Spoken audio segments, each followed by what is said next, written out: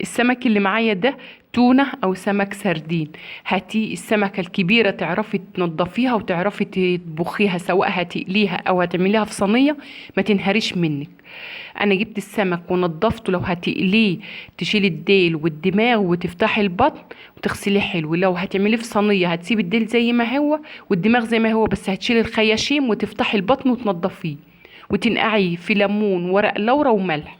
معايا الحشوة اللي هعملها في قلبه: طماطم وفلفل احمر وفلفل اخضر وليمون وتوم وخل وكزبرة ناشفة وملح. الدقة دي بتخلي السمك طعمه حلو.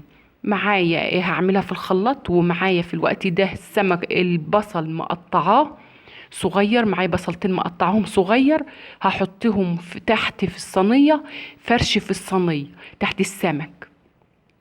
ممكن تعمليه بتسبيكة زي الطماطم كده، وزي تسبيكة المحشي، وزي تسبيكة السمك اللي كنت عاملاه في المقالي قبل كده، وماله. بس لما يبقى ني كده بيبقى السمك ده طعمه حلو، التونة بالخلطة دي طعمه حلو.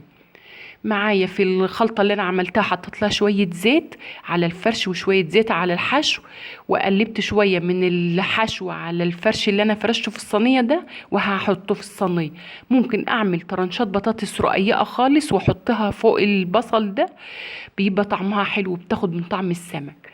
الحشو اللي انا هحشي بيه السمك، هملي بطن السمك، وبعد كده هاخد شوية برضو من الحشو على بين السمك وبعضه كده، هفرشها على الفرش ده، واكون مولعة الفرن، سواء فرن من اللي هو العادي او فرن البوتاجاز، علشان خاطر السمك ما ينشفش فيه.